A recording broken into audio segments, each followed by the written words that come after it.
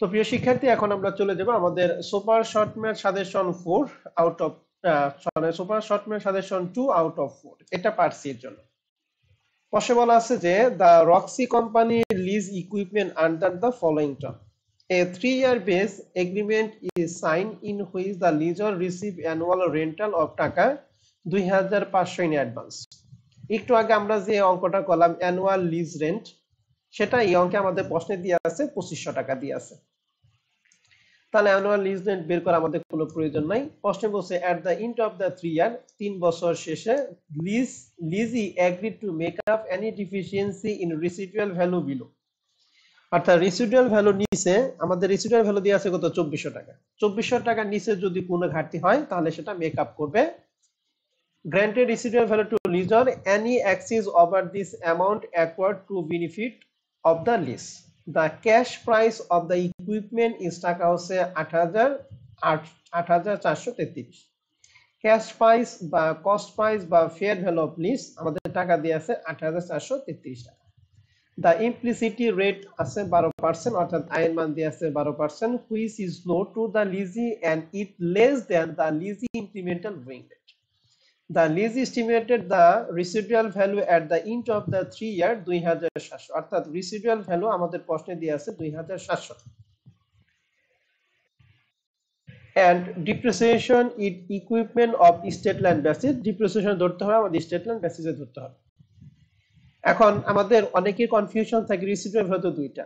আমাদের অঙ্কের জন্য এখানে লিজের জন্য রেসিডুয়াল ভ্যালু হচ্ছে 2700 টাকা, আর এই উপরেরটা হচ্ছে যদি কোনো ঘাটতি হয় 2400 টাকার নিচে যদি কোনো ঘাটতি হয় সেটা মেকআপ করার জন্য 2400 দিয়ে আছে। আমরা কিন্তু যখন সম্পত্তির উপর ডিপ্রিসিয়েশন বের করব তখন কিন্তু 2400 টাকা বাদ দিব না, দিব হচ্ছে কত 2700 টাকা। তো রিকোয়ারমেন্ট একে বলছে give the entries on the lessee book, লিজির বইতে কাজ করতে হবে। Required in the first year of the lease assume that the lease began May 1 2016, অর্থাৎ লিজটা শুরু হয়েছে মে 1 2016 সালে।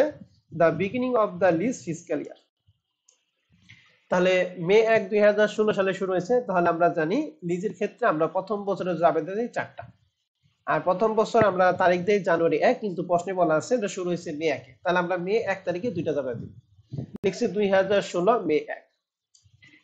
তাহলে আমরা ক্যাপিটাল লিজের জন্য যাবে জানি lease equipment under capital lease debit lease liability credit. আমাদের ফেয়ার ভ্যালু প্রশ্নে সরাসরি দিয়ে আসছিল 8433 8433। আশা করি সবাই বুঝতে পারছি। 2 নাম্বারটা মে 1 তারিখে সেম যাবে না, lease liability debit cash credit, কার জন্য annual lease rent. Annual lease rent কিন্তু আমাদের প্রশ্নে সরাসরি প্রশ্ন ছিল কত 2500 টাকা। তাহলে আমরা দিছি এখানে 2500। এরপরে আমরা দেই ডিসেম্বর 31 তারিখ, কিন্তু মে 1 তারিখে শুরু হয়েছে, তাহলে এক বছর পূর্ণ হবে 2017 সালে এপ্রিল 30 তারিখে। এর জন্য আমরা দিছি 2017 এপ্রিল 30। মে 1 2016 থেকে এক বছর পূর্ণ হবে 2017 এপ্রিল 30, এর জন্য 2017 এপ্রিল 30 দিছে। প্রথমে যাবে দিব ডিপ্রিসিয়েশনের জন্য, depreciation expense debit accumulated depreciation কিট। ফেয়ার ভ্যালু অফ লিজ থেকে আমরা সেলফ ভ্যালু বাদ দিব। সেলফ ভ্যালু কোনটা, এই যে আমাদের লিজের জন্য এস্টিমেটেড রেসিডুয়াল ভ্যালু ছিল 2700 টাকা। তাহলে 8433 থেকে 2700 টাকা বাদ দিব, তারা আয়ুষ্কাল দ্বারা ভাগ করব। আমাদের প্রশ্নে লিজ টার্মটা ছিল কয় ইয়ার্স, 3 ইয়ার্স, এর জন্য আমরা 3 দ্বারা এটা কি করব, ভাগ করব। তাহলে 3 দ্বারা যদি ভাগ করি তাহলে পাবো 1911। এরপর সর্বশেষ আমরা দিব ইন্টারেস্টের জন্য। ইন্টারেস্ট বকেয়া থাকলে তার যাবে the interest expense debit interest payable credit. Fair value টাকা থেকে আমাদের কিস্তি যারা দিছি 2500 টাকা কিস্তি বাদ দিব। তাহলে 8433 থেকে কিস্তি দিছি 2500 টাকা, বাদ দিয়ে ইন্টারেস্ট রেট আমাদের প্রশ্ন ছিল 12%, তাহলে মান হবে 712। আশা করি রিকোয়ারমেন্ট 1 নাম্বারটা সবাই বুঝতে পারছি। এখন আমরা চলে যাব রিকোয়ারমেন্ট 2। প্রশ্ন বলছে what balance relate to the lease would appear on the lease balance sheet at the end of the 3 year। 3 বছর শেষে আমাদের ব্যালেন্স শিট দেখাতে বলছে লিজের বইতে। তাহলে 3 বছর শেষে আমরা ব্যালেন্স দেখাবো, লিখছি Roxy company balance sheet partial, কারণ পুরো ব্যালেন্স শিট করতে হবে, শুধুমাত্র অ্যাসেটের পার্টটুকু আমরা দেখব। 1 বছর পূর্ণ হবে, 3 বছর পূর্ণ হবে 16 সাল থেকে, 3 বছর পূর্ণ হবে 2019 সালে 30 এপ্রিল। তো নিছি অ্যাজ এট 30 এপ্রিল 2019। সম্পত্তি হচ্ছে আমাদের সম্পদ পাশে স্থায়ী সম্পত্তি ফিক্সড অ্যাসেট, এর জন্য লিখছি ফিক্সড অ্যাসেট। সম্পত্তির নাম ছিল lease equipment under capital lease, cost price বা ফেয়ার ভ্যালু ছিল ৮৪৩৩। এখান থেকে আমরা জানি সম্পদ থেকে অ্যাকুমুলেটেড ডিপ্রিসিয়েশন বাতিত হয়, লিখছি লেস অ্যাকুমুলেটেড ডিপ্রিসিয়েশন। আমরা প্রতি বছর ডিপ্রিসিয়েশন বের করছি ১৯১১। ৩ বছর শেষে এর জন্য ১৯১১ ৩ দ্বারা আমরা গুণ করবো, তাহলে ৩ বছর অ্যাকুমুলেটেড ডিপ্রিসিয়েশন পাইছি ৫৭৩৩। তাহলে দুইটার বিয়োগফল ২৭০০ টাকা। এই ২৭০০ টাকা হচ্ছে আমাদের রিসিডুয়াল ভ্যালু টাকা। এই টাকা আর রিসিডুয়াল ভ্যালু টাকাটা কি হবে? সমান হবে। যদি সমান না হয় তাহলে অঙ্কের মধ্যে কোথাও কি আছে? গন্ডগোল আছে। ওকে, আশা করি আমরা রিকোয়ারমেন্ট ২ নাম্বারটা বুঝতে পারছি। এখন আমরা চলে যাব রিকোয়ারমেন্ট ৩। প্রশ্নে বলছে assume that the equipment is sold by the lessee for টাকা ২৯০০ টাকা। অর্থাৎ বলছে লিজি যদি এই ইকুইপমেন্টে কি বিক্রি করে দেয়, লিজ টার্ম শেষে অবশ্যই বিক্রি করে দিবে। তাহলে ৩ বছর শেষে যদি বিক্রি করে তাহলে সেই ক্ষেত্রে আমাদের জাবেদা দিতে হবে। সেক্ষেত্রে আমরা জাবেদা লিখছি Roxie limited lessee journal entries. তাহলে সম্পত্তি যখন বিক্রি করবে তখন নরমালি আমরা অবশ্যই ক্ষেত্রে যে জাবেদা দেই depreciation debit accumulated depreciation credit, কিন্তু ওই সম্পত্তি যখন বিক্রি করব তখন অ্যাকুমুলেটেড ডিপ্রিসিয়েশন আমরা কি করে ভ্যানিশ করব? এর জন্য প্রথমে আমরা অ্যাকুমুলেটেড ডিপ্রিসিয়েশনকে আমরা ভ্যানিশ করছি ১৯১১ ৩ দ্বারা গুণ করছি ৫৭৩৩, কারণ এই সম্পত্তি আমরা বিক্রি করে পাওয়ার জন্য আর অ্যাকুমুলেটেড যে টাকা ওই টাকাটা ভ্যানিশ। এরপর বিক্রি করে নগদ টাকা পাইছি ২৯০০ টাকা, এই জন্য ক্যাশ বাড়ছে ২৯০০ টাকা, ক্যাশ ডেবিট ২৯০০ টাকা।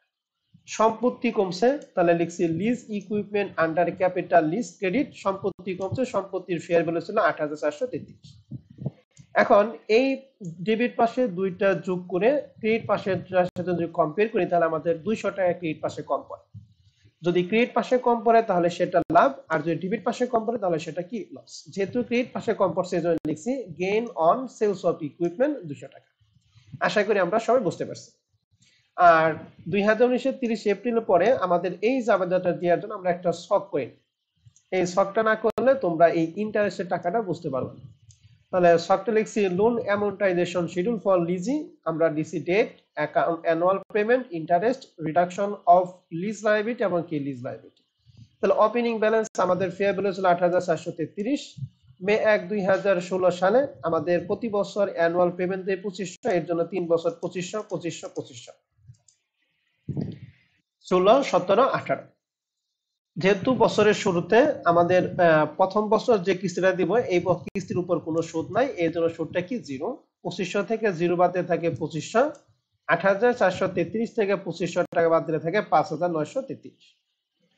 পরবর্তী বছরে হচ্ছে আমরা ইন্টারেস্ট ধরবো। এই ৫৯৩৩ টাকার উপর আমাদের সুদের হার ছিল ১২%, হয়েছিল ৭০০ তাহলে ২৫০০ থেকে ৭১২ যদি বাদ দিই তাকে ১৭৮৮। ৫৯৩৩ থেকে ১৭৮৮ বাদ দিয়ে থেকে ৪১৪৫। এবার সর্বশেষ ১৮ সালে ২৫০০ টাকা, ৪১৪৫ উপর ১২% ধরলে ৪৯৭ টাকা। তাহলে ২৫০০ থেকে ৪৯৭ টাকা বাদ দিয়ে থাকে ২০০৩। ৪১৪৫ থেকে ২০০৩ বাদ দিয়ে থাকে ২১৪২। এখন আমাদের লাস্ট ওয়ান ৩০ এপ্রিল ২০১৯। গ্র্যান্টেড আমাদের প্রশ্ন ছিল গ্র্যান্টেড রেসিডুয়াল ভ্যালু। এখানে প্রশ্ন ছিল যে ২৪০০ টাকার নিচে যদি কোনো ঘাটতি পড়ে তাহলে সেটা আমাদের কি করতে হবে? মেকআপ করতে হবে। তাহলে কিভাবে মেকআপ করব? আমাদের প্রশ্নে রেসিডুয়াল ভ্যালু আমাদের এই অ্যানুয়াল পেমেন্ট ২৫০০ টাকার পরিবর্তে গ্র্যান্টেড রেসিডুয়াল ভ্যালু আমাদের ২৪০০ টাকা, কারণ ২৪০০ টাকা আমাদের ২৪০০ টাকা নিচে। আমাদের লিজ লায়াবিলিটি আমাদের ছিল ২১৪২, কারণ এই যে আমাদের ১৮ সালে শেষে ছিল ২১৪২। তাহলে ২১৪২ টাকা আমাকে দিতে হবে, কিন্তু নরমালি আমরা পরিশোধ করছি কত? ২৪০০ টাকা। তাহলে কত টাকা বেশি দিছি? ২৫৮ টাকায়। ২৫৮ টাকা দিছি কি জন্য? ইন্টারেস্ট বাবদ। এই জন্য ২৪০০ থেকে ২১৪২ টাকা যদি বাদ দেয় ২৫৮ টাকা থাকে। এই ২৫৮ টাকা হলো ইন্টারেস্ট বাবদ টাকা দিছি। তাহলে ২১৪২ থেকে ২১৪২ বাদ দিলে আমাদের বছর শেষে টাকাটা কি থাকে? নীল থাকে। এই টাকাটা অলওয়েজ কি হবে? নীল হবে। যদি নীল না হয় তাহলে আমাদের অঙ্কের মধ্যে কোথাও কি আছে? গন্ডগোল আছে। তাহলে এখন প্রিয় শিক্ষার্থী শেষের জাবেদাটা আমরা এখন পারবো। তাহলে ৩০ এপ্রিল ২০১৯ সালে আমরা ইন্টারেস্ট বাবদ দিছি, টোটাল টাকা দিছি কিন্তু ২৪০০।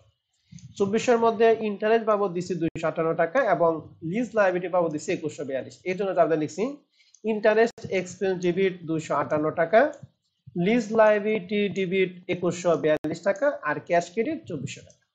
আশা করি শেষের জাবেদাটা আমরা সবাই বুঝতে পারছি। এখন আমরা চলে যাব আমাদের সুপার শর্ট ম্যাথ সাজেশন ৩ নাম্বারটা। প্রশ্নে বলছে যে on January ১ ২০১৯ Saad corporation sign a 5-year non-cancelable lease for a machine. Non-cancelable মানে লিজটা বাতিলযোগ্য নয়, that means capital lease. The lease term of the lease for SAT to make annual payment ৯৯৬৮ টাকা at the beginning of each year. প্রতি বছরের শুরুতে আমাদের annual lease rent দেয় ৯৯৬৮। তার মানে এই অঙ্কে অ্যানুয়াল লিজ রেন্টটা আমাদের প্রশ্ন সরাসরি দিয়ে আছে, বের করার কোনো প্রয়োজন নাই। স্টার্টিং জানুয়ারি ১ ২০১৮, এটা শুরু হবে জানুয়ারি ১ ২০১৮ সালে। তাহলে প্রতি বছর শুরুতে বলছে the machine has estimated useful life 6 years and ৫,০০০ টাকা আনগ্রান্টেড রিসিডুয়াল ভ্যালু। আমরা জানি আনগ্রান্টেড রিসিডুয়াল ভ্যালুটা অ্যানুয়াল লিজ রেন্ট বের করার ক্ষেত্রে গ্রান্টেড রিসিডুয়াল ভ্যালু আসে, আনগ্রান্টেড রিসিডুয়াল ভ্যালু আসে। কিন্তু আমাদের প্রশ্নে অ্যানুয়াল লিজ রেন্টটা ৯৯৮০ টাকা দিয়ে আছে, তার মানে আমাদের ওই সূত্র ফালানোর কোনো প্রয়োজন নাই। এরপরে প্রশ্নে বলছে the machine revert back to lessor at the end of the lease term, মানে লিজ টার্ম শেষে এটা লিজরের কাছে সম্পত্তিটা কি করব, ফেরত দিয়ে দিবে। Sad use the straight line method of depreciation for all of it plant asset, সকল প্লান্ট অ্যাসেটের উপর তার স্ট্রেট লাইন মেথডে ডিপ্রিসিয়েশন নির্ধারণ করে। Sad incremental borrowing rate 10% and lessor incremental rate is আন, তাহলে ইন্টারেস্ট রেট আমাদের 10% ছিল।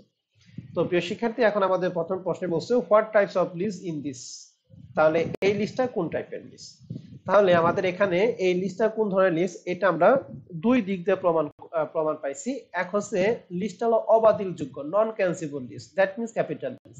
আরেকটা হচ্ছে ইউজফুল লাইফ আমাদের ছিল ৬ বছর, কিন্তু লিজ টাইম হচ্ছে ৫ বছর। তাহলে আমাদের এখানে 75% কি উপরে আছে। আমরা জানি আয়ুষ্কাল থেকে লিজ টার্ম যদি 75% বা তার উপরে হয় তাহলে সেটা হলো ক্যাপিটাল লিজ। তাহলে এই ব্যাখ্যাটুকু আমরা এখন দিব। তো আমরা ব্যাখ্যা লিখছি for recording purpose to the lessee book the lease is a capital lease. কেন capital lease? Because the lease term is greater than 75% of estimated economic life of lease asset.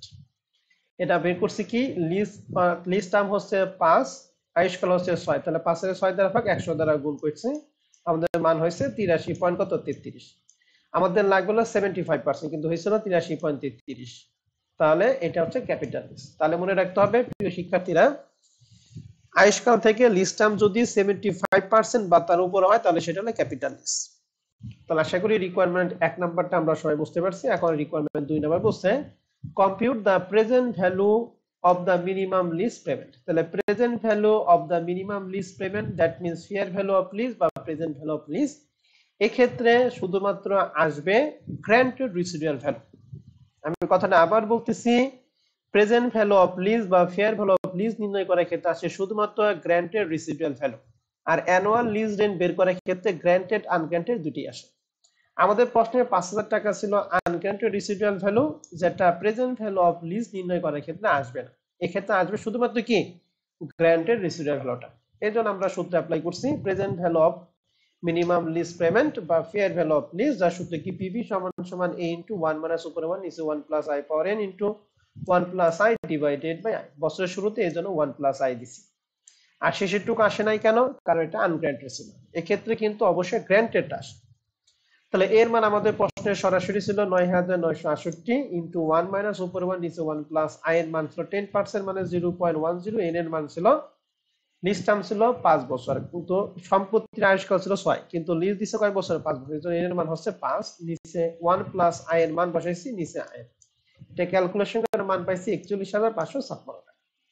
আশা করি রিকোয়ারমেন্ট ২ নাম্বারটা আমরা ক্লিয়ার। এখন আমরা চলে যাব requirement ৩ এ। প্রশ্নে বলছে prepare all necessary journal entries for Brookey for this lease though January ১ ২০২০। জানুয়ারি ১ ২০২০ সাল তারিখ পর্যন্ত আমাদের জানা দিতে বলছে। অগ্র ২০১৯, তাহলে ১৯ সালের আমরা জাবেদা দিব, ১৯ সাল প্রথম বছরে জাবেদা দিব আমরা ৪টা। জানুয়ারি ২০ তারিখে গিয়ে আরেকটা আমরা জাবেদা দিব, তাহলে টোটাল জাবেদা হবে ৫টা। তাহলে প্রথম বছরের জন্য জাবেদা ৪টা, ৪টার মধ্যে জানুয়ারি ১ তারিখে ২টা জাবেদা। আমরা জাবেদাগুলো আসতেছি। প্রথম জাবেদা লিখছি ২০১৯ জানুয়ারি ১, lease machine under capital lease debit lease liability credit, যেটা আমরা বের করছি ৪১৫৬৫, ৪১৫৬৫। ২ নম্বরে জানুয়ারি ১ তারিখে আমরা দেব কিস্তির টাকা সরাসরি আমাদের প্রশ্নে দেওয়া ছিল, এই জন্য lease liability debit cash credit ৯৯৬৮, ৯৯৬৮। ডিসেম্বর ৩১ তারিখে জাবেদা দেব ২টা, প্রথমে depreciation depreciation expense debit, accumulated depreciation credit. আমাদের ফেয়ার ভ্যালু অফ লিজের টাকা থেকে গ্র্যান্টেড রেসিডুয়াল ভ্যালু বাদ দেবো, কিন্তু আমাদের প্রশ্ন ছিল আনগ্র্যান্টেড, এর জন্য এই 5,000 টাকা আমরা বাদ দেবো না। তাহলে 41,565 কে 5 দ্বারা লিস্ট টার্ম ছিল 5 ইয়ার, 5 দ্বারা ভাগ করে পান পাইছি 8,313, 8,313। ডিসেম্বর 31 আমরা ইন্টারেস্টে যাবে দেব, interest expense debit, interest payable credit, fair value টাকা থেকে লিজের টাকা ইনস্টলমেন্ট টাকা বাদ।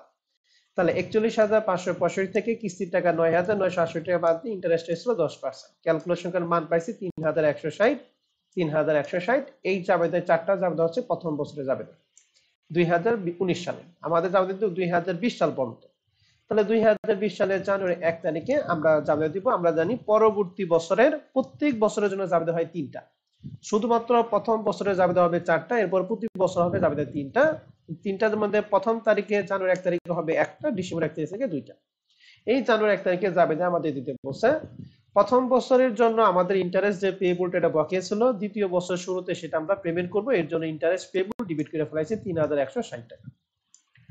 প্রতি বছর কিস্তি দেওয়ার লাগে আমাদের 9,968, তাহলে ক্যাশ কমে যাবে 9,968।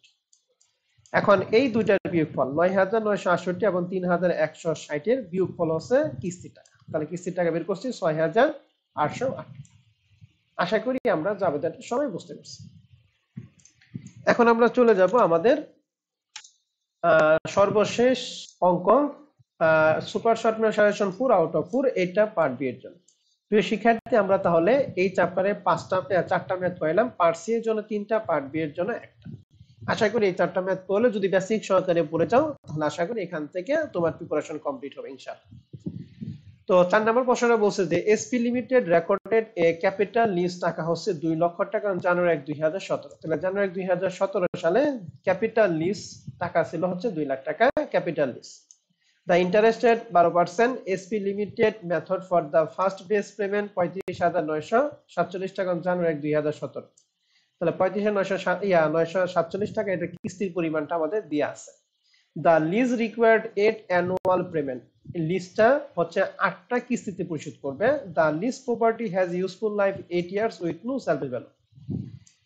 এটা হলো লিজ ইউজফুল লাইফ, লিজের ইউজফুল লাইফ হচ্ছে 8 বছর, কোনো রেসিডুয়াল ভ্যালু নাই। প্রশ্ন বলছে prepare adjusting entry in the books of SP limited at December 1, 2017।